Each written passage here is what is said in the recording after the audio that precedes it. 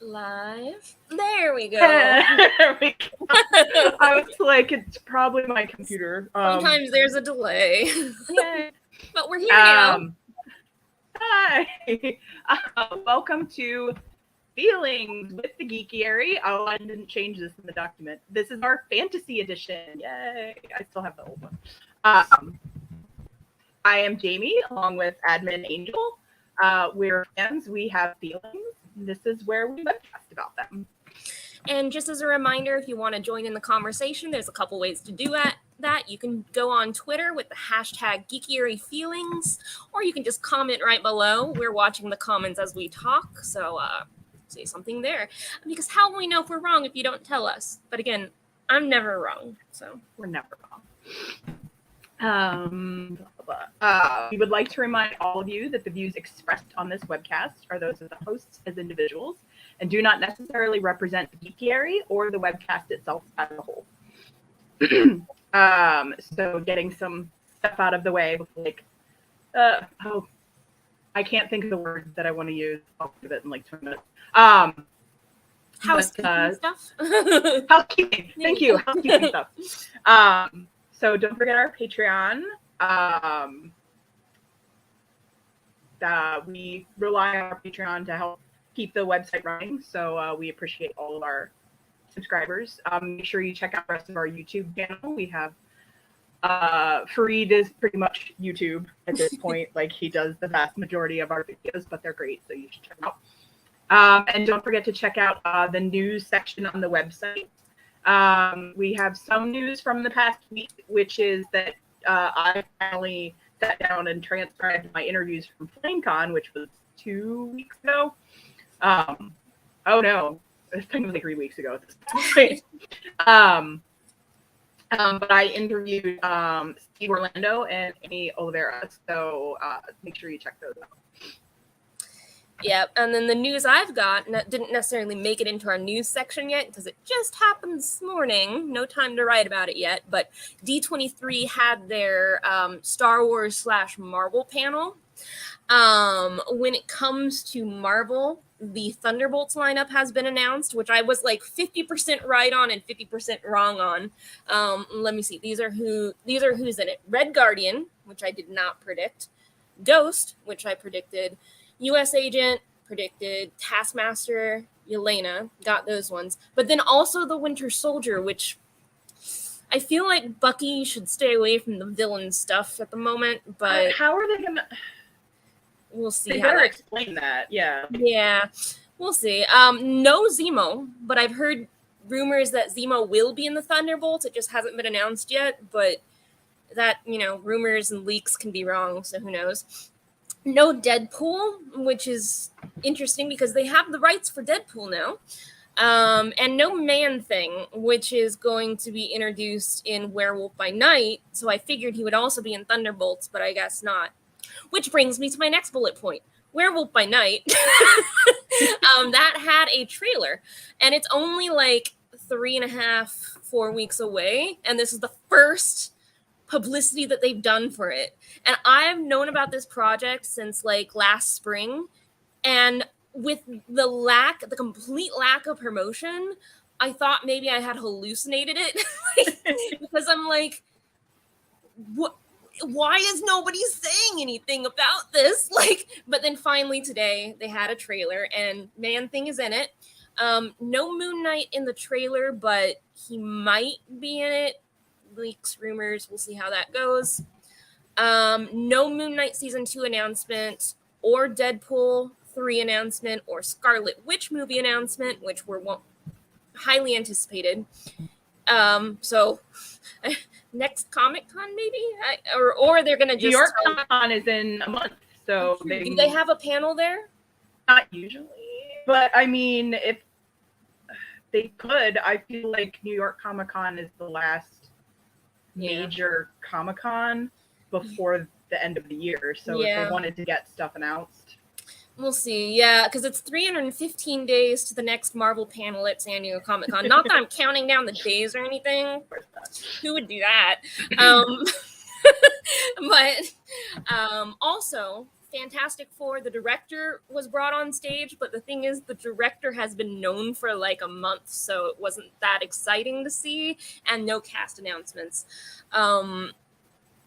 So most things we already knew besides those things, but we got a Secret Invasion trailer, and it looks good. And I'm hoping that this breaks the curse for Game of Thrones actors, because Game of Thrones actors keep getting into things that get really low rated. Like, I loved Eternals, but it was low rated. I loved Solo, it was low rated. So maybe now Emilia Clarke can have a success and kind of break that curse. At least I hope so, because I have high hopes for Secret Invasion. The last one was made. I just added that. Yeah, I'm like, that's not my note. No, it's not. So mine was, and it literally got released like 10 minutes before we went live. But the first teaser trailer for the Percy Jackson Disney Plus series released, and I am like so flippin' excited because I love those books, and the movie was like, no. I mean, I enjoy Logan Lerman. I think he did a good job, but like, just all like, I've never understood why, if you're going to adapt a property, you change so many fundamental things about it. Yeah. Like, you have the blueprint. Like, they even changed Greek mythology, which I'm like, you really shouldn't do that. Anyway, I'm excited. Yeah, no, I'm glad. I'm glad, because I know you've been looking forward to this one for a while. Yeah. Like, you've been talking about this for like a couple of years, like pre-pandemic. I have had this on our claim sheet for 2 years, and we didn't even have casting announcement yet. Since like, the before times. Like, yes. It's basically just like, I'm like, well, because I was like, I heard about it because of work months before they even announced it. And like, I couldn't talk about it because I couldn't say how I knew. And I'm like, although I did think it would be from Olympus and not the original Percy Jackson, just based on how I found out. But anyway, so that's our big news for the week. Most of it is D23, but I mean, that's what we like. So. So now we'll go into our main discussion, which is about fantasy. Yay! Fantasy is my favorite genre. That is where I go straight there. I head into a Barnes & Noble, which is often. So, and we had some discussion questions. I wrote to sort of try and steer the discussion, but knowing us, we will surely get off tangent on a lot of this stuff. So, whatever. But the first one is, I feel like, a big one. And what do you like? What do you love about fantasy? So for me, it's the world building, which typically I don't like normal high fantasy, because I feel like a lot of the world building with that is all the same. Like, there's knights and there's dragons, and like, it gets kind of repetitive. But for some reason, I really like the Game of Thrones Song of Ice and Fire world, even though it has a lot of that stuff. For some reason, the world building there feels really different, and I can't quite explain why. But yeah, basically anything that has a really strong world for it, which tends to be more modern fantasy stuff, tends to do that really well. But yeah. Mine is basically, I don't even know if this is, I wouldn't consider myself religious. Like, my parents were religious, and I was raised like going to church and all that kind of stuff. Although I stopped going basically as soon as my parents told me I didn't have to go anymore. But I've always just loved the idea that there's something more out there, like, I really hated to grow out of the Santa Claus myth, because like, the magic of Christmas, like, that was a really big thing for me. And that's still one of the reasons why Christmas is my favorite holiday. It's because, like, oh, it's the magic in the air. And I've always loved that, because like, reality sucks. And I really, really hope that this isn't like all there is. Like, somewhere out there, like, you can accidentally open a door and not wind up in Narnia. Like, I love that. And there's a lot of different subgenres of fantasy. So what's your favorite subgenre? So I kind of got to this a little bit earlier, but I prefer more contemporary fantasy stuff, which tends to cross over a lot with science fiction and horror genres. Like, I consider like a really well-built vampire story to be fantasy, even though like vampires are thought of more as scary, like horror type stuff. It's like kind of a blend. And like, oh, that one book you recommended me a while ago where it's like, I guess it's not really contemporary because it was like Edwardian England, but like, you know, modern-ish day and like magic mixing and how that works. So I guess mainly I like kind of mashup genres where the fantasy elements get mixed with something else because it feels a lot more different than like typical high fantasy stuff, which is Jamie's favorite. And I love that fantasy. I don't know what it is. I've always really liked elves and fairies and things. And I read The Hobbit when I was like 12. And that was very, very formative for me reading that, even though like elves aren't really in that. Like they go to Rivendell for like 2 seconds. But I've always loved that, but I also like I like magical realism, which is basically like, you know, like contemporary fantasy. It's just the idea that it was like, oh, it's your everyday life, but like you're telekinetic, and that's totally like no one thinks that's weird. And also since the pandemic and like becoming obsessed with the Untamed, like in the Asian fantasy, like Janja and like wuxia dramas, I love that, like, because it's just like, oh yeah, totally, like people like had swords, but also they could let fly. That was like a normal thing that people could do. No, that's weird. Yeah. You know, I've been sitting here thinking about genre and why I might like Game of Thrones type stuff more than regular high fantasy. And I think it's because it is mainly a political drama mashup with fantasy. So that might be why it feels different. It's like the drama is not necessarily about the magic. The drama is about everyone like fighting each other and stabbing each other in the back. Like, yeah, it's Succession with dragons. Even though Succession came second, but you know what I mean. Yeah, I mean, I enjoy pretty much all aspects of fantasy. I mean, like, I love Game of Thrones. I'm never been really a big paranormal person. I don't like. I've never really liked vampires, but I like werewolves, and so. Yeah.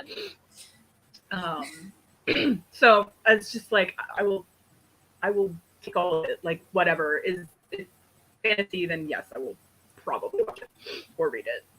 Like I said, that's the first stop when I go into a bookstore.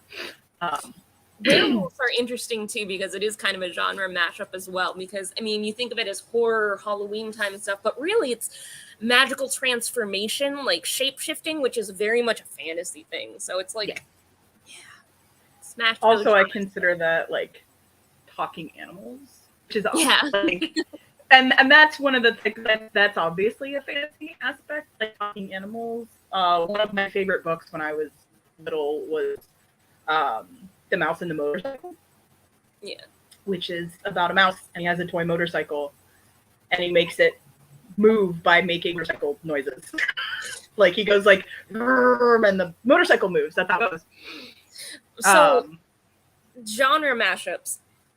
And the other day I saw something really interesting about a genre. So, eldritch horror, very clearly horror, but like when you try to define it, someone defined it as like the characters can't comprehend the horror because it's like outside of their realm, like outside of their universe and beyond their comprehension. So someone's like, so the Lego movie. Like, sure, the Lego movie is eldritch horror. Let's go with this. I love it. Like my thesis, like my thesis on the Lego movie. Horton Hears a Who, also eldritch horror. Yep. pretty much anything like that. I am a fan of this theory. Let us explore this. I approve, yes. And then I put a couple questions in here after you looked at the doc, but I'm going to ask them, so it's not like you can't think of it. Do you remember how you got introduced to fantasy? Because for me, I feel like it was probably a Disney movie. Like, we were big Disney people. We're still big Disney people. You know, probably like... I have a controversial answer for that, because I am going to place Star Wars in fantasy instead of science fiction. I feel like a lot of people do that. Like, it's space like fantasy, more space fiction. There's magic, there's telekinesis and fortune, like precognition and magical lasers, and the only thing that's science fiction about it is it's in space, and they can travel in spaceships. Like that's it. Like, and I guess they have like really good technology with like the pads they open to like go through information, but it's still like kind of, there's limits. Yeah. It's not all encompassing. And I don't remember a time where Star Wars was not part of my life. So I think that that's my answer. That sounds good. I was like, this is either Star Wars or Disney. But I definitely have a very vivid memory that I don't know if it's real. I have a lot of like those kind of memories of my childhood where I don't know if like, it's an actual memory or if like I've been told the story enough that I remember it. But I have a very vivid memory, which may or may not exist, of watching Peter Pan at a drive-in. So, and I mean, I was little for that. Because I remember when I got obsessed with Star Wars, and I think I was like 9, but I was younger than that for the Peter Pan thing. And also, like, went to Disney when I was old. So, the Disney classic era, too. There are some movies that came out before I really have memory of them. Like, I think The Little Mermaid came out in, like, 92, and I was, like, 6. 89. Oh, 89? Really? It's that old? I was 3. So I don't remember seeing that in theaters, but I know that I always watched The Little Mermaid. Like, there was never a time where I don't remember that being part of my life. God, 89, really? 89 or 90? Yeah, because, like, Aladdin was, I want to say Aladdin was 92, or Beauty and the Beast. No, Possibly. Beauty and the Beast 91? I'm old enough now where, like, remembering years of that kind of stuff is beyond my ability. But, like, the 90s cartoons, like, cartoon films for Disney was my childhood. Like, my entire memory of childhood was that block of time. I remember seeing Beauty and the Beast in theaters with my dad. I mostly remember it because I fell through the ice earlier that day on the, because we had, I'm from the Greece. We had a creek in our backyard, and it would freeze over in the winter, and we would ice skate. Like, none of us could actually ice skate. It's like you just get in your boots and you just like ride across the ice. That's but also it's a creek, so it's moving water, so it never froze. The ice was really that thick, and I fell through the ice. Completely unrelated to anything that we've been talking about, but so I vividly remember that day. It's memories from our childhood, man. I remember, one thing I remember about The Little Mermaid is, and this is a little bit rated X, so I'm sorry. I'm going to try to use PG words, but my parents, or my mom at least, was talking to her sister, my aunt, about something on the cover that's not child appropriate, and I asked them what it was, and they wouldn't tell me. So years and years passed, and the internet became a big thing, and there were search engines, so I Googled, like, Little Mermaid cover controversy and like had to know what this mystery was for all my childhood, and it's that one of the towers looks like a male anatomy. Yeah. That's a weird childhood memory, but I'm trying to remember, because I mean I know that too. I'm trying to remember when I heard that, because there's a couple, because there's like one there's two in The Little Mermaid. There's a part where the priest is excited, I guess. Yeah, yeah. And like, there's supposedly one in Aladdin, and there's one in The Lion King. So that's a And- memory too, because when I Googled it, I found a website that had all that listed. Like it had the hidden sexual things in all Disney movies. So I just like spent like a day reading it all, and I'm like, oh my god, like my childhood did not have this part of it. Yeah, I don't know how old I was when because I was like, I remember like finding that. I'm like, my sisters and I, we all lived at home, but it had to have been before my sister went to college, and like we definitely would like pause The Lion King when the cows fly up, because absolutely hard that it's say that it's spelled. Yeah. But I remember that being such a long-standing mystery of my childhood. Something not for children on the cover of the Little Mermaid box. What is it? What is it? Then I could use a search engine at some point. Do parents understand that telling you like not to do something makes you just want to like? My dad used to it for years until my dad used to fast forward through movies, and I'm like, you're just making me more curious about what like. And the thing is, I was super sheltered as a kid, and like extremely naive, and I feel like I still am to a certain point, and that might be me being ace, and I've never really been comfortable with like sexual topics and all that kind of stuff. But I was like, I definitely remember like my dad would fast forward through stuff, and like I went back later when I was like older and watch the movie and be like, I would not have gotten that. Like, I don't know why my dad, like, you're calling attention to it so that I know that it's bad. If you had just let me watch it, it would have went right over my head.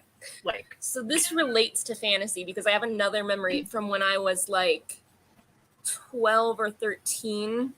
That's when I discovered Anne Rice's Vampire Chronicles, or rather, my mom had been a big fan of them, and I wanted to get into them, but she didn't think I was old enough yet.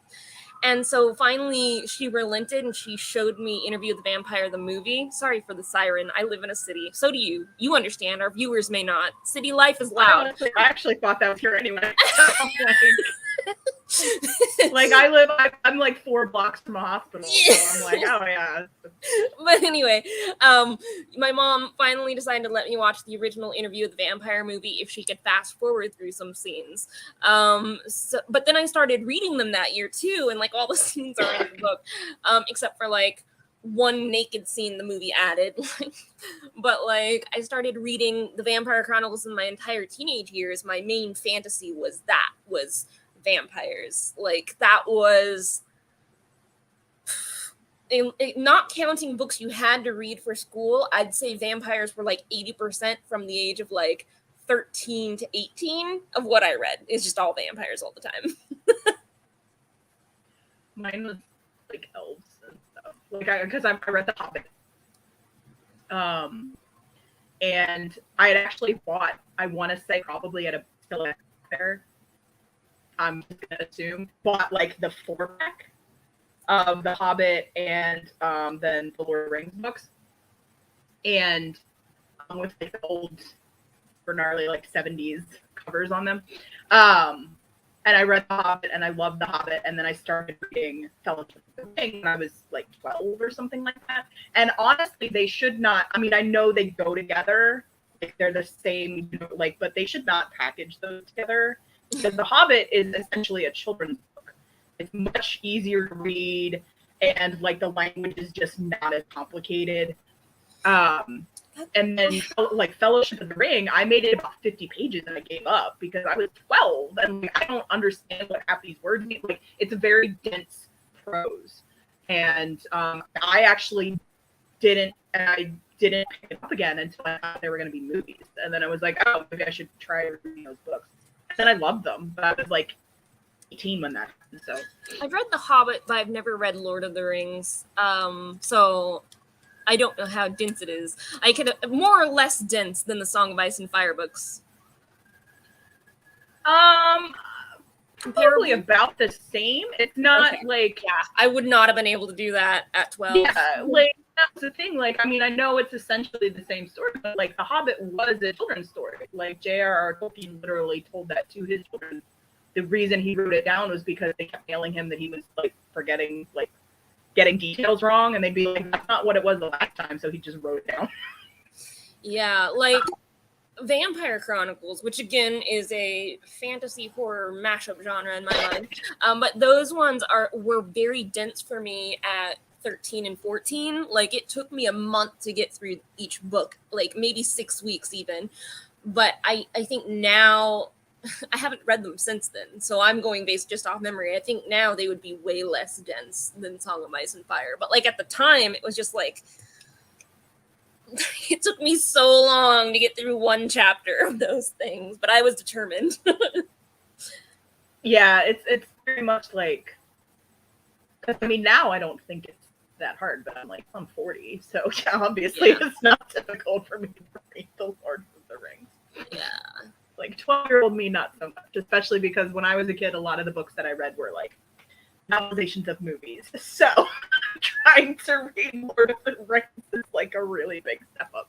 But what I really did enjoy was, and I got into this in high school, and it's funny because I don't know, I mean, it's a thing, a common thing, because I did competitions, but I was in a club called Reading Competition. Mm-hmm. And it was literally like you had a list of books to read, and like you would divide the books up among the team members.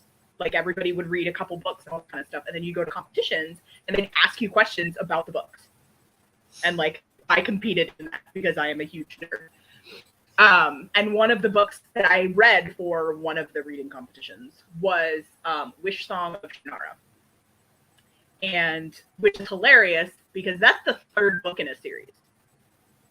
Like, just out here reading that. Although the first Shannara trilogy is actually probably the easiest one to read out of order because it's the same family, but it's not. There was a TV adaptation of that, right?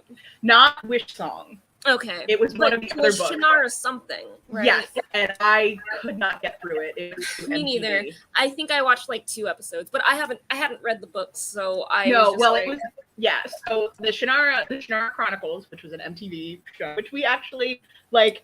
I did the press room for that at Comic-Con one year. I was very excited about it because that was my favorite book. Like of the Shannara books, of which there's like a good jillion, that's my favorite one. And it was just I shouldn't have expected MTV to like do it justice because it's like this is a high fantasy book.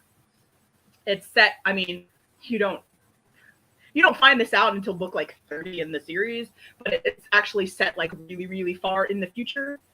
Kind of you always think it's like, oh, it's a distant, yeah, it's like, oh, it's a distant world, like it's a fantasy. Like, no, actually, it is our world, post-apocalyptic, thousands of years in the future. So like the not elves, but like the trolls and the dwarves are actually like mutated humans over thousands of years, but you don't find that out until like really in the series. Like this is like a last 10 years kind of thing. See, like I like when high fantasy does something different like that, but the thing is I never would have made it to it because I watched 2 episodes and it felt very, and I don't mean this as an insult, it's my genre preferences, but it felt very standard high fantasy at that point. If I knew that, I would have been way more interested because that is such an interesting route to go. Like, but well, yeah, I mean, that's also something. I mean, they actually leaned into that in the show because when he wrote the book, I mean, the books were written in like the early 80s.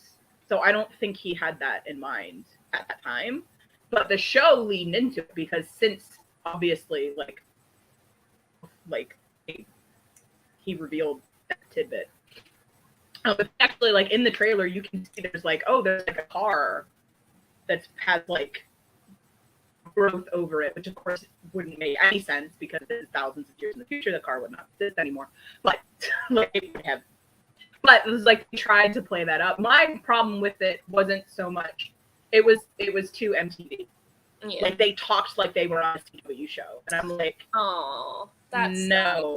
I'm sorry. That's I mean not, that can work with some things like Our Flag Means Death, them talking like modern people works because it's a comedy and you're going in for something that doesn't feel like our world but is.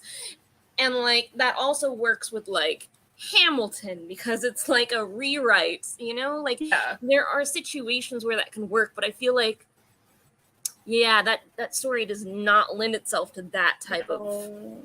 It really bothered me, and they changed a lot about the backstory too. I mean, like, it's one of those things where I was like, they're gonna change things in an adaptation, but like some of the stuff they changed was like core to the characters, like that's like extremely important in their history that this is a thing, and like we're just gonna change it, and I'm just like, I was extremely but I did appreciate the opportunity to interview Terry Brooks because those books were extremely important. I am so behind on this series because there's like 40 books, and I've read maybe 15 of them because there's just a lot. And also he has the habit of killing off my favorite characters, and so, like I got to a certain point where I'm like, I don't trust you anymore, Terry. Like no. So I was just because I had. I'm glad you got to do that.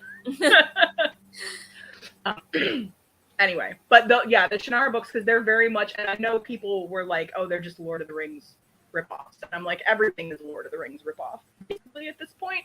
I actually read an interesting Tumblr post like 2 hours ago that was talking about how a lot of fanfic is like not based on canon; it's based on like fandom. It's like cannons and like all this kind of stuff. And then there was a whole discussion about how most modern media is, like most fantasy titles now don't take their elements from mythology or from like fairy tales. They take them from Lord of the Rings. And like comic books are like take from themselves, most stuff doesn't go back into like mythology or anything, because that's the thing that to go back to Percy Jackson, that was one of the big problems I had with the movie, because Greek mythology in most Hollywood productions comes from like a Judeo-Christian like take, because one of the big things is in any movie where it's got Greek mythology in it, that Hades is the bad guy, because he rules the underworld, which is hell. But in Greek mythology, it wasn't. Everybody went to the underworld. Like, even like there were different levels of the underworld, but it was like everybody that died went to the underworld. Like Olympus, which is like heaven, only gods could go there. So like it's not like, oh bad, you're going to the underworld. It's like, no, everybody went to the underworld when they died. And Hades was just the dude in charge of it. And actually, if you're like really into Greek mythology, like Hades is like the most boring god ever, because like he's like one of the only gods that like doesn't have a lot of like illegitimate children. He basically is just like chilling in the underworld with his dogs. Like this is so, but every movie about like Greek mythology, he's the bad guy. Mm-hmm. And that's why I really love that in the Percy Jackson books, he's not the bad guy. Like, actually, spoiler alert, these books came out like 10 years ago. He actually like helps save the day in like book 4 or something like that, whatever it is. But in the movie, they made Hades the bad guy. He's not the bad guy. Like, somebody else is the bad guy. Yeah, that sucks. But like, so the two sources I have for fantasy with Greek mythology, first was Xena, which, I mean, they did a lot of interesting things with it. Like, they made Bacchus, like, vampires. Like, they made, like, all that vampire-ish and stuff. But, like, I've already told you I was really into vampires, so that thrilled me. But I was, like, 9 or 7 or something. And, like, the Disney film, yeah. Which... they really Disneyfied Greek mythology. Like, I can't even begin to like explain it. Like, everything about that is like super Disneyfied. But again, Hades, Hera and Zeus are like happy parents. Like, and since my first, and they were like Hercules was not Hera. I knew that wasn't the case. Like, so like 10-year-old me is like, that's not right. Like, yeah. It's way too happy happy for Greek mythology. Like, Yeah. there's too much joy in this household. And also, like, and again, like, Hades is the bad guy. But it was Yep. like, so a lot of stuff, it doesn't base it on, you know, actually, like, nobody goes, I mean, Rick Riordan did, but, like, nobody, like, researches Greek mythology anymore. It's like, they go by what they know. Like, that's, and, like, to get off the fantasy topic, but, like, there's so many issues with, like, medical dramas. Yeah. And, like, the way medicine is presented, that it was like, that's not accurate. Yeah. That's how it is on TV. So basically, so I know, like, even in high school, I heard a lot of stuff about how the Shannara books were Lord of the Rings knockoffs, and it's just like, everything is Lord of the Rings knockoff. Like, I feel like even calling them elves, I think, was a Tolkien thing. Like, they were like elves or something, like something. There was something very specific about, like, fantasy that he invented, and, like, everybody just does that now. So, if only that were a segue into another thing. What question are we even on? I don't even. Oh, that was, like, definitely, like, the introduction to fantasy, which is there's, like, there we go. But so I feel like we've sort of covered this already, but, like, staple, if somebody was, like, just getting into fantasy, like, what would you recommend? See, for me, it's hard to recommend high fantasy because all I really truly enjoy is the Song of Ice and Fire, but that's so dense and violent, and, like, there's a lot of, like, sexual violence and stuff like that. So I wouldn't necessarily recommend that as baby's first high fantasy. Yeah. I would probably direct them to something I haven't read, which would be Lord of the Rings, because that is such a staple. And even though I haven't read it because it's not my favorite genre, I feel like that's where a lot of people start getting into the genre. So I would push them towards that. I'm fine with my violent, bloody stories, but not. I have the same. I mean, I have the same thing, because fantasy is just such a, with all the subgenres and everything, it's such a varied genre that, like, I feel like it's important to find out what else people like. So, like, because, again, oh, sorry, my cat just, like, freaked out for no reason. With Lord of the Rings, though, like, if they read that and there's an aspect of it that they like, you can probably kind of push them more into one specific, like, subgenre. Right, yeah. Like, oh, you liked the pretty elves? Like, let's look at these other ones with pretty people that are, like, elegant and, you know. Oh, you liked the weird, funny little hobbits? Let's shuffle you in this direction. Like, you know. Or, like, you know, if you like the battle aspect of it. Yes. Like, there's a lot of then come on over to Game of Thrones. We've got a lot of that. Well, and that's the thing too, because I had in my answer that I was like, you can't recommend Game of Thrones to everybody, because that's such a, like, I don't want to say hardcore, but it's a pretty hardcore, like, fantasy series. Like, you have to be able to have a strong sense of difference between your real life morals and what you're enjoying in the books, because the books are, like I said, violent and bloody and, like, so much sex, like, violence and stuff. But if you can separate yourself from being bothered by all of that, it's actually a really interesting world that was made. So if you're really into world building, maybe you can get past all of that and look at that aspect of it, because that's why I'm totally into it. It's an interesting world. Agree. But then I have something like, I feel like something like Stardust by Neil Gaiman. I feel like that's extremely palatable to a lot of people, because that is one of those fantasy stories that has everything. Like, there's romance, there's pirates, there's murder, and all that kind of stuff. But it's, like, not heavy. It's very lighthearted. And that is a book and a movie. So if you're not a book person, you can watch the movie. Yeah. I have seen both. Neil Gaiman is an interesting one, because he works in and out of a lot of different subgenres for fantasy. Like, because you got that, but you've also got the one that just came out right now. I was literally in the panel for it. Yeah, there you go. I was in the panel for it at Hall H. I don't know why I forgot the name of it. Which is a very different genre, but still fantasy and has his, like, elements in it. So, well, and then you have something like Good Omens contrasted with American Gods. Yeah. Yeah. Although Good Omens was a joint. And I prefer his Good Omens side of things. That was my favorite book for many, many years. Like, that's an interesting one that he did. So, have you read Pratchett? I haven't, no. But if that's my favorite Neil Gaiman book, maybe I like the Pratchett aspect of it, and I should read more Pratchett. Pratchett is like, there's a lot of books, and it's sort of hard to settle on an established reading order. Yeah, I looked at the book list because it's Discworld, right? That's his thing.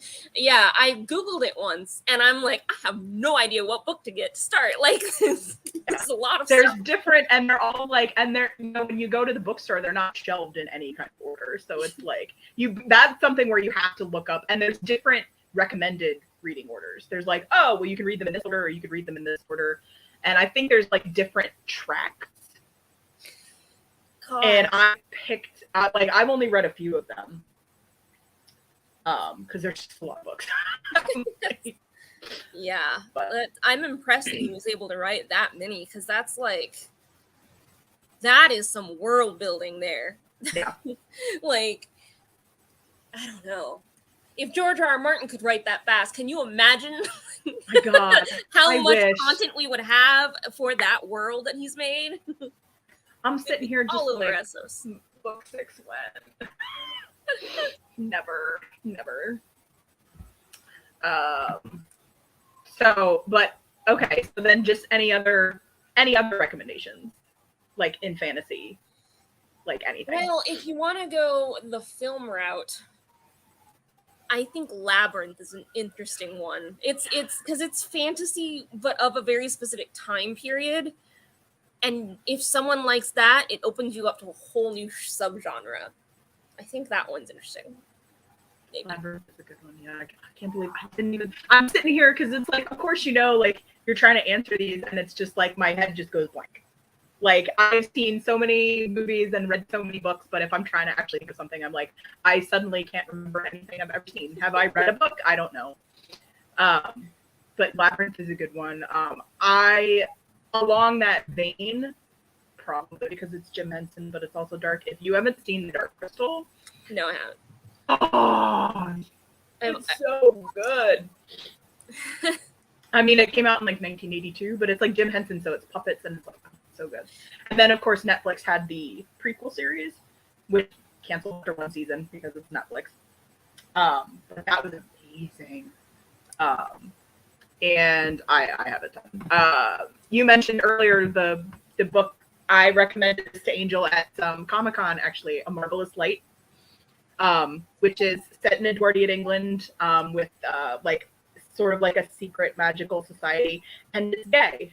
So there you go. Yes, and world building. See, that's why I like that one so much, because I crave queer stories. So I start a lot of queer stories and don't usually get that attached to them because they lack the world building. But that one has such interesting rules that the author just completely made up, and it's very different. Like the string thing, like I have never read that in any other fantasy at all. Like that was completely made up for this world.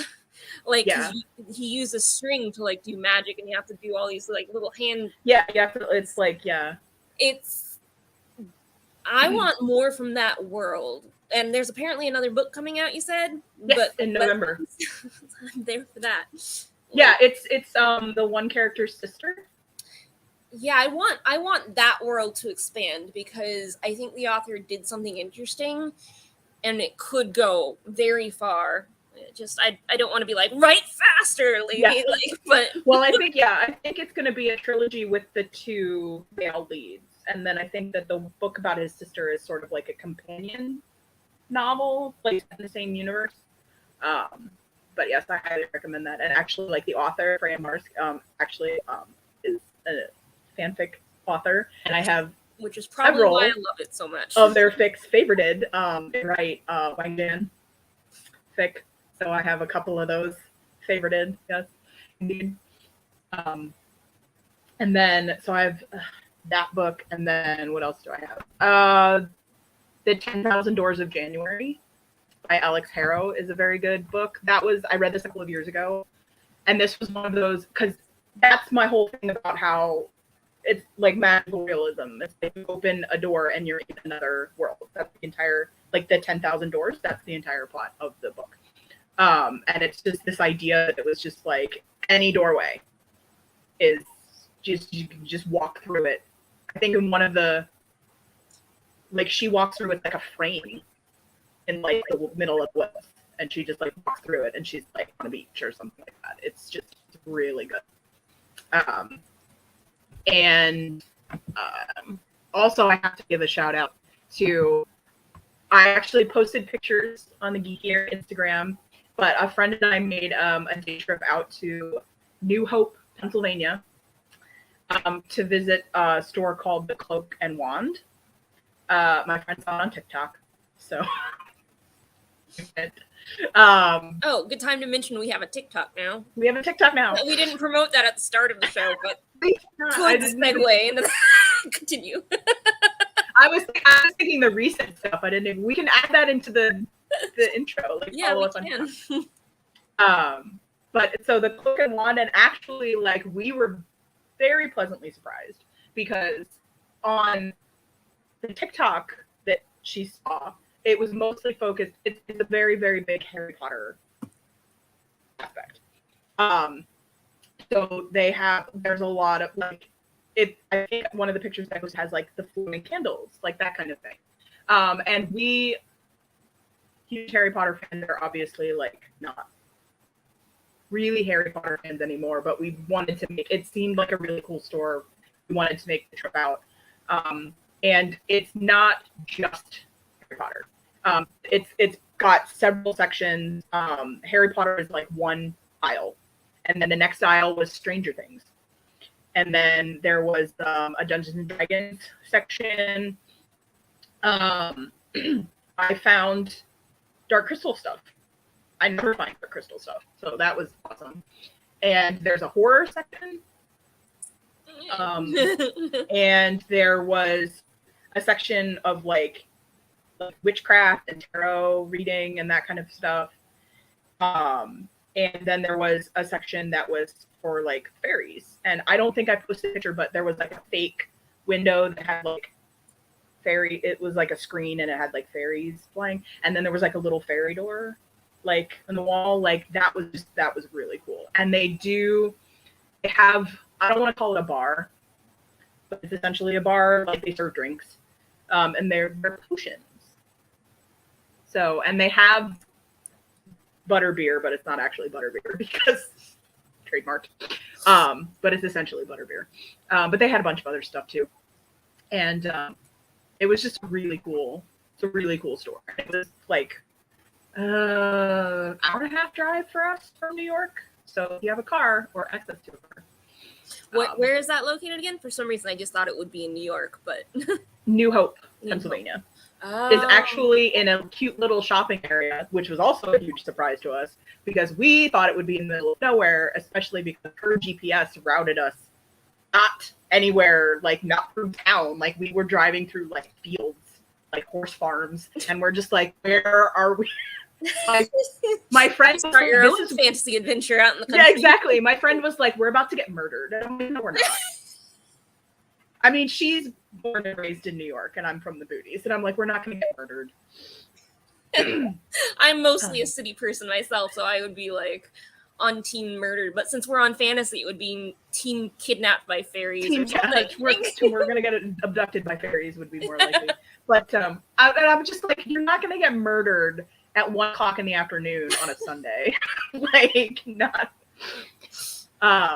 But it's this cute little shopping plaza. It's one of those places that has like specialty stores and like little gift shop, trinket gift shops. And like she bought like $30 worth of honey because they had like flavored honey and all that kind of stuff. And there was a candy store and we bought a crap ton of candy. Like, so it was definitely, and there's a bookstore, like an actual like bookstore.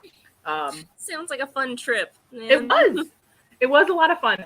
But New Hope is actually the second location. There's also a Cloak and Wand in Mystic, Connecticut, which is bigger, I think, because it's the original.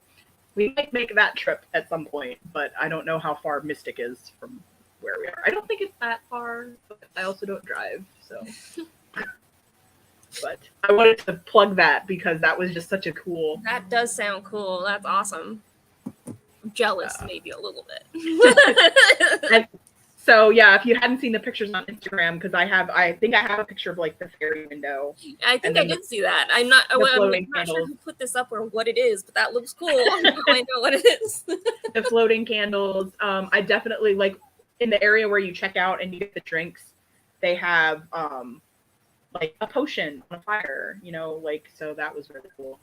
But yeah, so check it out if you're in the New Hope, Pennsylvania area. Or in the it's not that, you know, like I said, it was only like, well, I'm sorry. It was an 1.5-hour drive from Newark, New Jersey, because that's near where my friend lives and she picked me up from the train. So it's a little farther from New York, but still a day trip. Yeah. So if I ever end up back in New York again, I haven't been there in like 14 years, so who knows when that will be, but I'll keep that in mind. Okay, so I think one last question I had before we get to the poll. If you could live in any fantasy world, which one would you live in? God, most of the fantasy worlds are really like exhausting. I would not want to live in Westeros. No. Like, but I mean, maybe some parts of Essos, but like that world is cruel. I don't know. Yeah. Hard. That's a hard question. Mine was always, and I mean, until about 3 years ago, I would have said Hogwarts. Like, I want to be a teacher at Hogwarts. But even that is ignoring a lot of the problems that the book had even before you find out what a vile person she is. Which, you know, it's one of the, my friend and I were talking about that on the drive because, like I said, we were both huge Harry Potter fans, and now, like, I hate it because there's so much cool merchandise that's coming out now, like so many cool toys and things, and I just can't. I can't even wear the stuff that I already own. Like, it's bad. I think I picked one. Oh, sorry. Go ahead. No, go ahead. I think I finally picked one. I would want to live in Neverland because, like, think about it. You just play all day. You're a kid. Food is magically there. What a fun and easy life. There you go. There's mermaids and stuff, and you live in a nice tree house if you're one of the Lost there Boys. you go. It's the only one that's not like pure torture. Like I would not being able to pick Hogwarts. I would pick probably Rivendell. Lord of the Rings, specifically Rivendell.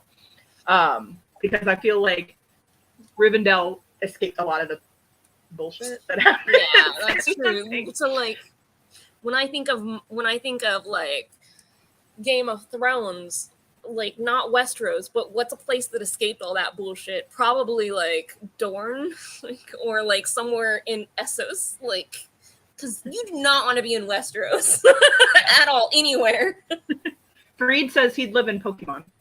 That's a good one. Oh man, the Detective Pikachu fantasy genre. You can think about it that way. It's magical little creatures everywhere that can do magical things.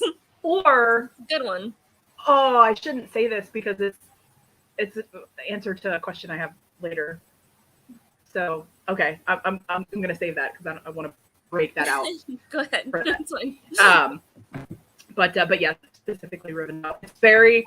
I remember like because the Fellowship of the Ring, the movie came out when I was in like a freshman in college, and like that, like the scene, it's so like ethereal and like calm, and you know, and it's just like so like elegant, and I'm just like, yeah, this is, and you know, and I've always had a thing for elves. So I was just like, I am totally living here. Yes. Or Lothlorien. But because I actually, in the sense of ripping off everything that came before you, I actually, like, for the bulk of my life had been working on this like high fantasy novel. And I really liked Lothlorien because my thing and like my elves there was a whole thing where like everybody thought they'd been wiped out, but they secretly like retreated to the forest. You would go into the forest and you wouldn't see them because they lived in the trees. So it was kind of like Endor, like the Ewok village. Like they had like a whole like village like in the trees, but nobody would see them because they were in the trees. World building, I love it. And I always did this stuff because I'm definitely one of those people that I plan too much and then never write it. So I had like a map of the village and everything that I made in MS Paint and like, like all this kind of stuff, and then it's never. I have random chapters, like random scenes that I would write like whenever they came to me, but I couldn't thread them all together. And of course, I started when I was like 16, and like my writing is not that great at 16. So, but anyway, that is my Rivendell. And with that, now we have one of the reasons that we did this, which is House of the Dragon versus the Rings of Power. And we had a poll running for the last week or 10 days. Let me pull that up. I think it was around 75% for House of the Dragon. Let me get the exact number though, because I have it just a couple clicks away here. But yeah, it is very definitive, which is interesting. I expected a bit more of a struggle. Okay, here we go.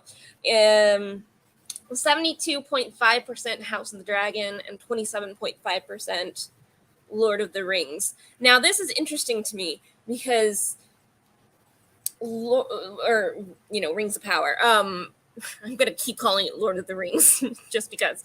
But I think Rings of Power had a few million more people watching it. And yet, for some reason, House of the Dragon's the one that's getting the most buzz as being the most watched. So I'm not sure what's going on there with the numbers and the popularity, but... Well, and I feel like streaming is really hard to judge, too, because you never know, like... for me, because I know Netflix... I'm only watching Netflix. Yeah. Netflix counts it if you watch, like, 5 minutes or something like that. Like, you watched the episode, and even, like, maybe you made it 10 minutes, and you're like, nope, but Netflix still counts you as watching, so it's always hard to tell. I wonder how HBO counts it, because they have both the channel and HBO Go. So, like, I don't know. That is a good question, though. Because I have HBO through my cable, because I have and HBO, I watch it on the app. I have HBO Max, and I have, and also it was like, are you just counting subscribers? Because I have 4 people on my HBO. Pretty much everyone in my family. No one pays for their own HBO, just me. But this is funny though, because my dad is Game of Thrones. So I'm sure I've mentioned this before. This has been an ongoing thing in my family. My dad's perennial birthday gift to me was a season of Game of Thrones on DVD. But although the first one I got because I asked for that for Christmas. And so like he got it for me for Christmas and I watched it while I was at my parents' house. And that is an awkward thing to watch with your father. Especially the first couple episodes because of the incest. And like I'm just like, and like we like when I was there, we only made it for a couple and he asked if he could borrow it. And I'm like, yeah, sure. So then for for my birthday, he got me season 2. But he called me in advance and he was just like, I'm going to get you this. He's like, can I borrow it after you? And I was like, why don't you just watch it first and then mail it to me? Because it seems really stupid for you to mail it to me and then me to just mail it right back. And he was just like, are you sure? And I'm like, yeah, like this is fine. And so then it was the tradition that I was like, I would get Game of Thrones on my birthday opened because my dad would watch it. And he would always put a note in like from the DVD inspector or like whatever. But anyway, so like Game of Thrones came out, like once Game of Thrones ended, suddenly I no longer get gifts from my father because there's no more Game of Thrones. But with House of the Dragon coming out, he actually, and I offered repeatedly to my parents do you want my HBO? Like, because you can use, like, I have it on my cable, like, do you want my HBO? And no, they have to figure that stuff out. And I mean, my parents are in their 70s; they're not technologically inclined at all. But then finally, like, I think the week before House of the Dragon came out, like, premiered, my dad was like, "Oh yeah, like, I'm gonna want Geekiary HBO," and I'm like, "Yeah, I've been offering that for like 4 years." But I actually forgot to send him the information because I've sent it to him like 4 times, and he called, like, he didn't call me, but I got an email from him when I was at FlameCon, and he was just like, "I can't get it to work." He's like, "I'm using like your email and like blah blah blah." I'm like, "Right, because I get it through my cable, so you need like my cable info." But anyway, my dad watches House of the Dragon. It wasn't very long. So that way to say that. During said story, I looked up the numbers. House of the Dragon had 10 million Sunday night viewers, and then 20 million across the first week. Whereas Rings of Power is claiming 25 million viewers, so they're over it by like 5 million. But yeah, like, I am seeing our poll not only reflects like more people enjoying that one, but buzz is very lopsided. And I don't want to be critical of it because I am a House of the Dragon person. I'm not watching the other one, so I don't know why that is. Are you watching them both? I haven't watched either yet. I was actually going to do that because I had Thursday and Friday off. Well, I was supposed to have Thursday and Friday off. But then the Queen died. For those of you that don't know, I work in television news, and Queen Elizabeth dying was kind of a big deal. And so I had to work OT because we were really freaking busy. Yeah, as soon as the Queen died, I'm like, Jamie. Yeah. And I was like, this is terrible, but I'm like desensitized to celebrity death now after being at this job for so long. My first thought was, thank God I have the day off. I didn't. Well, because I texted to my coworkers and I was like, "Oh, hey, like, I saw that the Queen died. How is it?" And she's just like, "It's terrible. Like, I need you to work." And I'm just like, "All right, fine." We stay at but yeah, so that's what I was gonna do, and I haven't seen it yet. Also, the whole thing about like the lack of like buzz around like Rings of Power is going back to Comic-Con. Like, they had such a small presence. Everybody, well, not everybody, but like on the forums, you know, that we're on for people that go to Comic-Con, most people thought they'd have an offsite, that they'd have something, because they were on Rings of Power was on the badges. Yeah. And that was like it, right? Well, they had the party, which there was drama around the party for those that I didn't even know there was a party for that one, so I missed that entirely. Well, that was I was at the party, and it was a very nice party. It was my favorite party of the con, but like, it was a small party. I mean, there was only like 250 people there, and like, it was really cool though, because they had it, the venue that they had it in is in San Diego. Like, it's a big wedding venue. And there should be, I know I tweeted pictures. There's probably at least one picture on the Instagram too.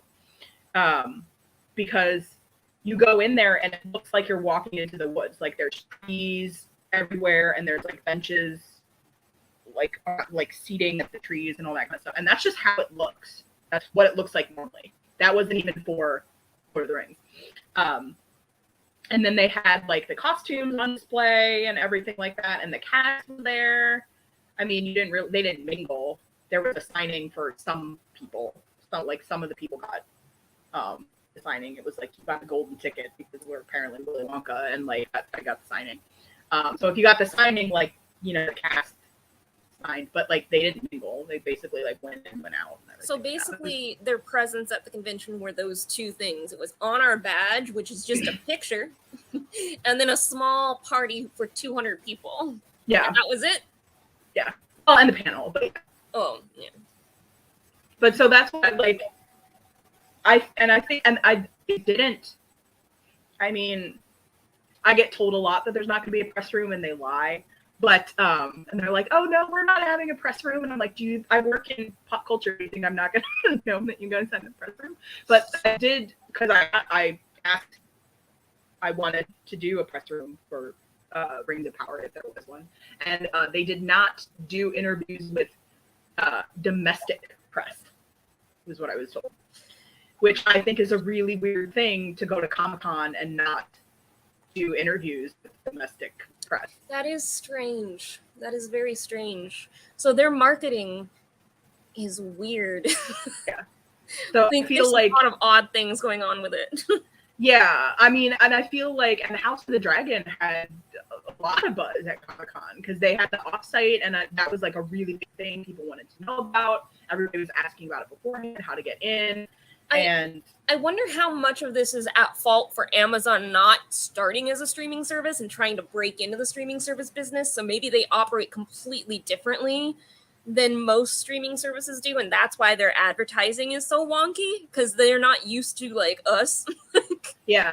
Well, I think it really depends too, because I know like Amazon at New York Comic-Con usually does a really good job.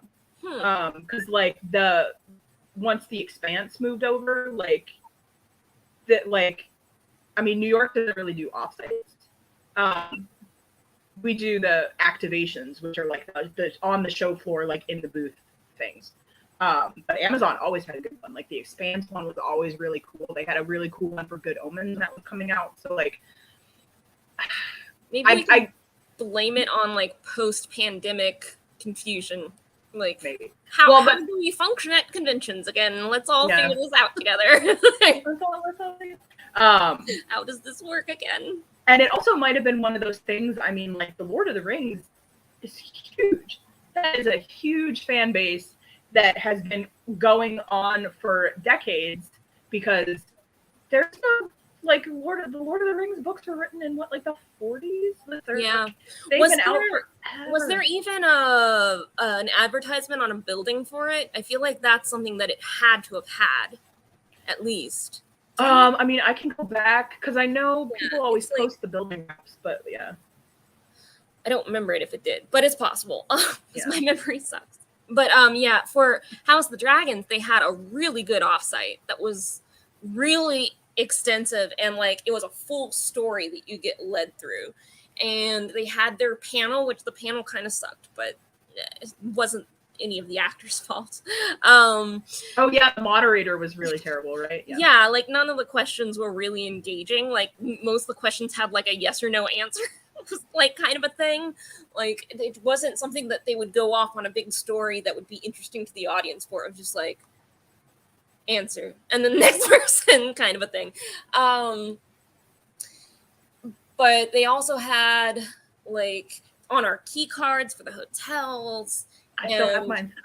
Tons of stuff like throughout any place they could advertise, basically, except for the bags were like something else. Yeah, well, the bags are always HBO is Warner Brothers, but yeah, the bags were. I mean, I know Warner Brothers is going through some stuff right now, but I was very disappointed in the bags at Comic-Con this year because there were only two designs. From it, like they were like composites. It was like one of them was, it was like just a composite of all the different DC heroes. One of them was like from the comics, and one of them was from like the live action. Because I have the one with Tyler Hoechlin on it, so like, but it was still fan art. It wasn't like the actual picture, but that's clearly meant to be Tyler Hoechlin. I didn't even pick up my bag. I don't think I just never made it over. That was one of the days where I was like, I had a gap, and I was like, I'll get my bag. I'm normally more excited about it because there's normally like 12 designs, and not this year. So, but anyway. So, yeah, my thing had been, I wonder if Amazon thought that just because the Lord of the Rings fan base is so huge that they're just like, they don't really need to promote it, that it would just like have the built-in fan base. And it was like, well, you still need to promote it. So, the CEO, why am I forgetting his name? He's like richest person in the world, but that guy. Bezos? There you go, Bessa. There you go. His son told him to not fuck it up. Like, so I hope that they're trying. Like, they can't just ride on the Lord of the Rings popularity. Well, I've heard. I haven't seen the show yet, but you know, I will eventually watch it. I have heard good things about it. I think the only problem is that they're not promoting it. Yeah. And the thing is that I feel like I'm seeing mixed things about it, but I can't tell if the criticisms are, you know, valid fanboys that are upset because like there's black people on the show, or like legitimate criticism. Like the criticism kind of, I don't know. It's hard to tell who. Like, I'm thinking. Some of the, so I am hearing criticism, but the criticism that I'm hearing is like superficial criticism. Like, I have a couple of friends that are extremely upset that none of the elves have long hair. So like, there is some flat out like misogyny in some of the criticism though. Like, because Galadriel apparently has a really big role, and they're very displeased that she's apparently badass. I don't know. Like, that was her whole like, yeah, she's in the trilogy for like 2 seconds, but like she's clearly meant to be like a powerful person. Like, yeah, that's one of those things where it was like, did you even read the book that you're like such a huge fan of? But yeah, so like the long-haired elves, I have friends that are very upset about that because they're just like, I didn't sit through, like, I didn't have my like sexual awakening to like Orlando Bloom as Legolas for there to not be any elves with long hair. And also, I know, well, this was a criticism from even before the show came out, but it's the costuming. Because like they have like, you see pictures of the original films, which 20 years ago, you know, they're 20 years old at this point, more than, because they filmed it obviously before it came out. And the costuming is like just so detailed. And to be fair, like, I mean, had the costumes on display at the party, and they're, sorry, go ahead. No, I was just gonna say, like, they're still like very nice, but like some of the first promo pictures that came out, like you compare the two side by side, and it definitely looks like the Wish.com version of Lord of the Rings. There's one picture I've seen where they were talking about the costumes where it's supposed to be like kind of a chainmail thing or something, and then instead it just continues as the pattern on the shirt, like that's underneath. Like they printed like chainmail on a shirt, and it's like that's a little cheap. Like, it's concerning. But House of the Dragon has some similar issues with costumes. They're not as, I mean, the dresses are gorgeous. Everything Rhaenyra has worn has been beautiful, but like they went for synthetic wigs instead of the human hair wigs that they had, and the reasoning was because it's too hard to find like so much white like human hair for all the wigs they would need for all the Targaryens, so they went with synthetic because it was easier to source. And I think that it's like a pandemic thing, like, yeah, probably. I mean, there's a supply chain issues. Yeah. All over the place. So, but the dresses on House of the Dragon, I think, are good. That they got what they needed to make look right, but the wigs do have some problems. Okay, Fareed says that for the Power, that the CG could be better and the action sequences could be better. I haven't seen yet, so I will take your word for it. That's disappointing about the CG though, because the CG in the originals is like legit. Like, that stands up. I feel like there's a huge reckoning with CG right now because we are overworking our CG artists, and the quality is declining not because they're bad at their jobs, but because they are under such tight crunches that CG everywhere is suffering. Overworked and underpaid. Yeah, exactly. And I'm not saying that to insult them. I'm saying that because I think they deserve better, and they deserve more time and better pay. Like, yeah. And so it's not their fault, but there are CG problems across the board. House of the Dragon goes back and forth. Like, some scenes are really good, but then last week they forgot to like remove a green screen, so one of the characters has like green on his fingers in the scene, and it's like, oops, forgot to just edit that out. That's the Starbucks cup of House of the Dragon. They fixed it apparently like today. Like, people noticed that it was fixed. but it's not their fault. It kind of sucks. And I also think, no, sorry. Well, I was gonna say, I'm not sure if a union is what's needed or what. Like, I don't know what's needed, but whatever it is, I hope they get it. Yeah. Well, I also think a big problem now with a lot of properties is we rely, well, not we don't do anything, but they rely too heavily on CGI. Like, there's a bunch of stuff that's CGI that doesn't need to be. Yeah. And I feel like, I mean, She-Hulk is entirely CGI. Her entire character is, and I feel like it didn't necessarily need to be because she has a very human shape. Yeah, like, Hulk something Hulk like is that. A like hulking monster. She is just a green human that's a little bigger. Like, yeah, like I feel like they probably could have CGI'd her skin and like, given her like a green wig or something. And what they could have done, to go back to the things, is like Lord of the Rings used first perspective to have like the people taller. It was like you could totally do that with She-Hulk, and so I'm not sure why they made that choice. Like, maybe they just wanted to keep it consistent with Hulk, but like, I understand Hulk being CGI. You can't make Mark Ruffalo like Hulk that big. Hulk, yeah, like I don't know. It's strange, but that's suffering a little bit. But I think it has to also has to do with Uncanny Valley because she looks so human that the CG-ness of it is like off-putting, weird, yeah. And it's not bad CGI. It just, I know that's not how Tatiana Maslany's face moves. I mean, it's one of those things where it was like, you know that it's like, is She-Hulk? She's gonna be green. But it's one of those things where it was like, I feel like with Hulk, you're not aware of it, and with Jennifer, like, you're aware of it.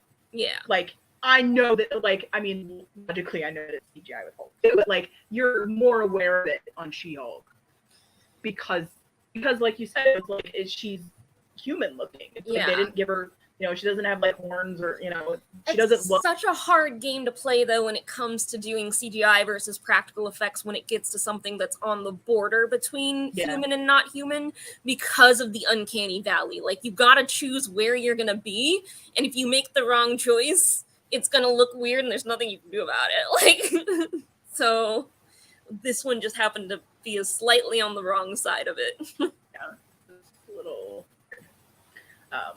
Okay, well, anyway, House of the Dragon on the pole, yeah.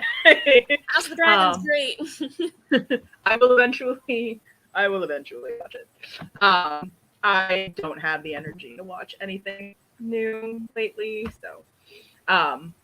But and I don't have this on the discussion thing, but since it's fantasy, is there anything coming out, like any fantasy properties coming out that we want to highlight? Because yes, School for Good and Evil movie comes on Netflix in October. If you haven't read the books, I also recommend those because they're great. Soman Shinani is the author, and he's queer, and so like all of the books have like a very queer. Freed says people need K-drama Rex. I'm not really watching any K-drama Rex right now. I do have Alchemy of Souls, which is like Korean fantasy. Mm-hmm. Like, I have that on my list. That's on Netflix. That has been recommended to me by multiple people. So, but. Yeah, you know, when it comes to fantasy that's coming out, if we keep with my insistence that vampires are just a cross between fantasy and horror, there's like 3 vampire things coming out. Then there is the new Interview with the Vampire that's coming out, and it looks so good. As someone who has grown up on those books and is clearly still very attached to them, it has my seal of approval so far, and I can't wait to watch it. So, yes. Moving on the vampire train, Vampire Academy, the Vampire Academy series, comes out next week on Peacock.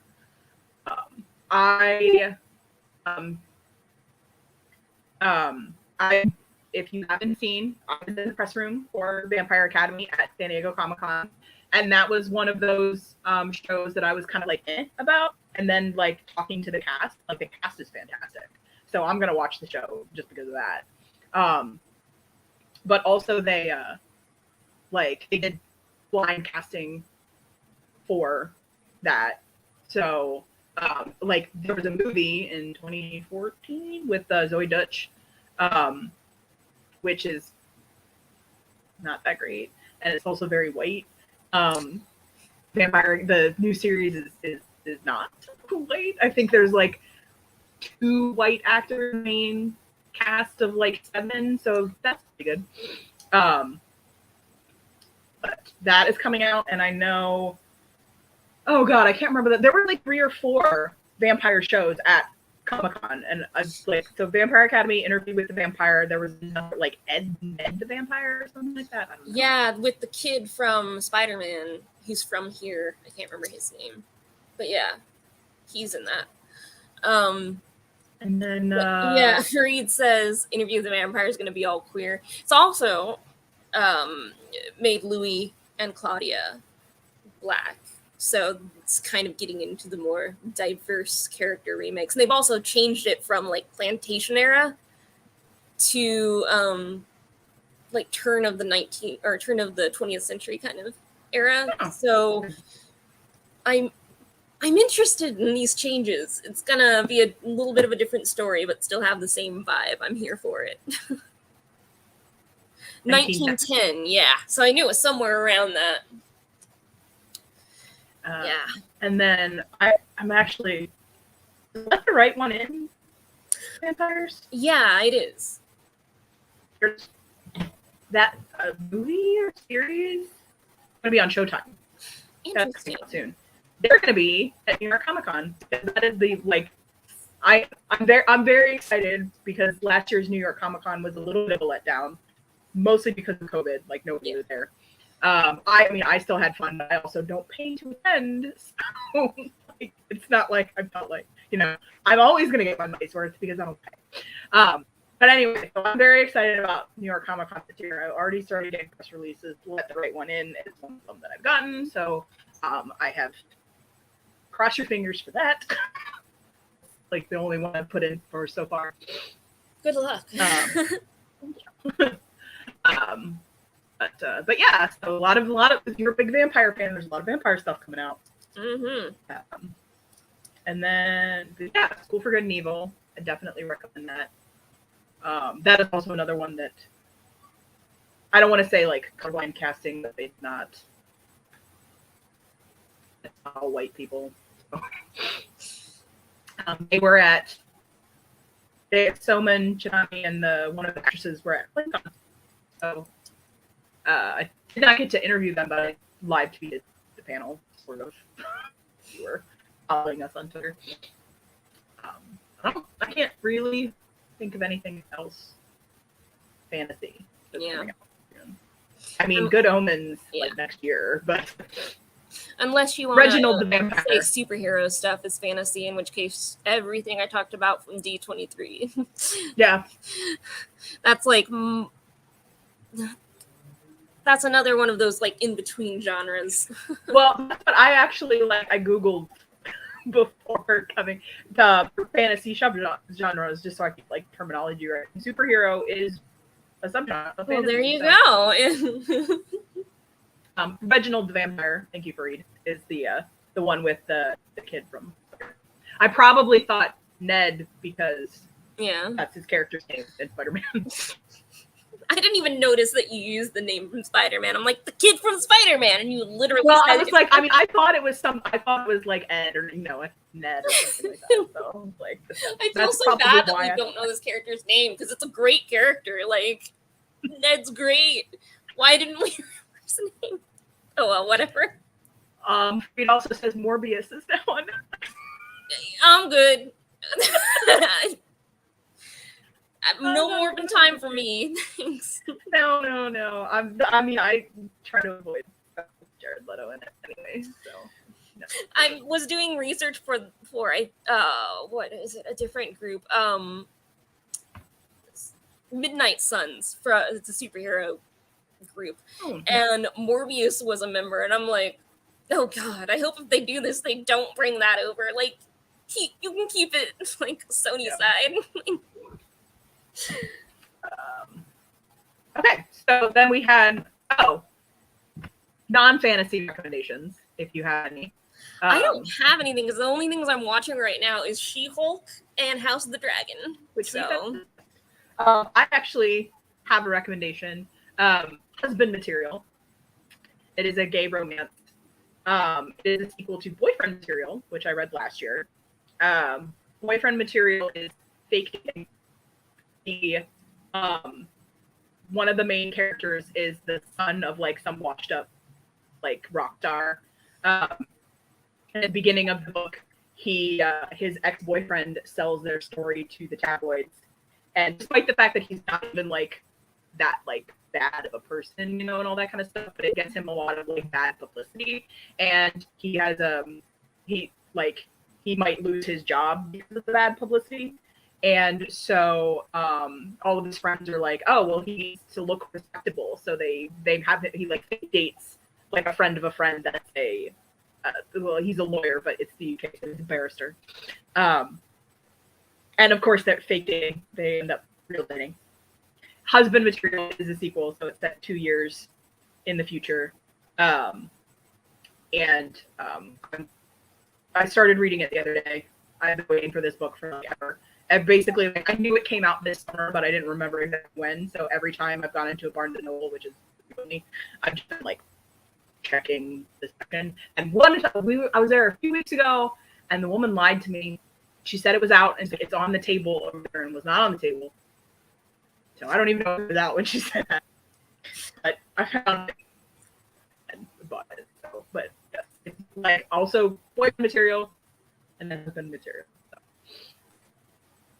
that is my recommendation. And then our question is which fantasy title, the book, movie, TV, whatever, do you wish you could forget entirely and re-experience for the first time? I'm going with an answer that I've been talking about this whole time. Vampire Chronicles, because I feel like at the time I wasn't as good of a like at picking up on finer details like in writing. I was like 13. It was really dense for me. And I wonder now, like after having gone through so much more like dense material, if I would read it different. And also maybe a little gayer, because I tend to do that now. That would be an interesting experience for me. Yeah, I'm the same. Well, and especially because like I used to be really bad at, like you said, like picking up on like nuance, and, like, foreshadowing and all that kind of stuff. Like I was an English major, and I'm like definitely one of those people that was like, sometimes the curtains are just blue. Yeah. You know, they don't mean jack all. But there's definitely a lot of books that I was like, I'm sure I missed. And like I said before, like super naive. I was like, I'm sure like a lot of crap just went over my head. But to re-experience something, Dinotopia. I freaking love Dinotopia. Those books are amazing. I was such a huge dinosaur. I was a dinosaur kid. Such a huge one. And those like the art in those books, that is some serious art. And like 30, 40 years later, like that is still serious art. And like that was the world. That was my thing, that I was like, if I could live in a fantasy world, I was like, oh no, I'd probably want to live in Dinotopia. And they're also supposedly making a new Dinotopia series, which I did not know. There was supposed to be a panel at Comic-Con, and they canceled it. Huh. But I was like so excited about that. I would have been able to make a panel because it was at the same time as Fandom. Which, we went to Fandom and saw Jeff Davis. But I was like so excited because Dinotopia is like amazing, and like I mean the series that they had, Wentworth was in it. That was like the only good thing about it. That was pre-Prison Break, Wentworth Miller. Like, Fareed asked if Jurassic World Dominion is not a prequel to Dinotopia. You know, I still haven't seen that yet. I mean, I know that generally that's the plot, like dinosaurs are everywhere now, kind of a thing. Well, I mean, Dinotopia is like set in the 1700s, so... Well, maybe it goes through kind of an apocalypse thing and reverts us back. No, well, that is true. He gets shipwrecked and he washes up on this island, and There you go. See, they could twist it around and make it. Could tie these two together. If you Jurassic I don't Park. have. That's kind of that's more sci-fi, I think.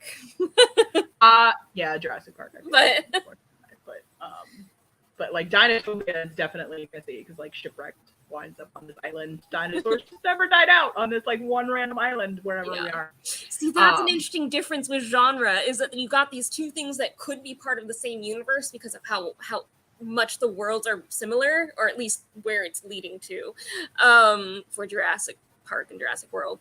But one is clearly science fiction and one is clearly fantasy. I don't know. I'm always fascinated by genre like that. No, yeah, that's a good point because like they absolutely like this similar premise, but like completely different. That's so fascinating. Anyway. But yeah, so Dinotopia is my answer. And with that, our discussion of fantasy is at an end. I think we had a pretty good discussion considering it was just the two of us. And comments from Freed. And our silent partner Freed. Silent partner Freed. So once again, I'm Jamie along with Advent Angel. Thank you again for joining us for Feelings with Geekiary. Remember that we are a free webcast run off of donations from viewers like you. Thanks for contributing and helping our host site, the Geekiary. See you next time. And now I got that.